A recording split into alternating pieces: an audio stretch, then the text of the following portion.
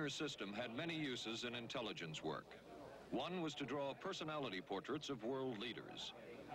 Using Gittinger's system, the agency concluded the Shah of Iran is a brilliant but dangerous megalomaniac whose basic problems resulted from an overbearing father. And there were other applications. Your assessment staff played a key role in helping other governments pick their police intelligence agencies, including, we've learned, the Korean CIA, Uruguayan National Police. Can you tell us about this? No. Author John Marks. The former #2 CIA man in Uruguay told me how in 1966, John Gittinger and an assistant traveled down to Uruguay and gave the tests in order to select members of the Uruguayan intelligence service.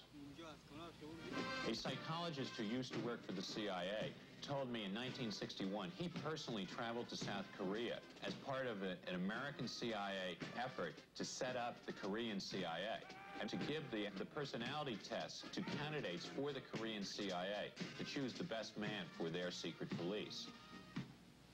But one of the basic functions of Gittinger's system was finding the vulnerabilities of an agent, a double agent, or a potential agent. In its applicability to intelligence work, isn't the PAS system looking for a person's soft spot?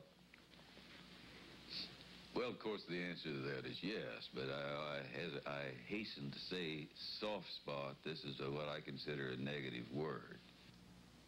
Of the hundreds of behavioral projects undertaken by the CIA, Gittinger's appears to have been one of the more successful and more conventional.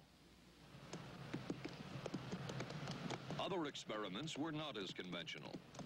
Neurophysicist Dr. Jose Delgado was financed by the Office of Naval Research. In this experiment, the bull is sedated. Electrodes are implanted in its brain.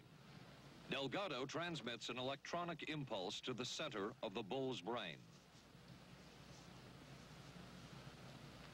Delgado has remote control of the animal.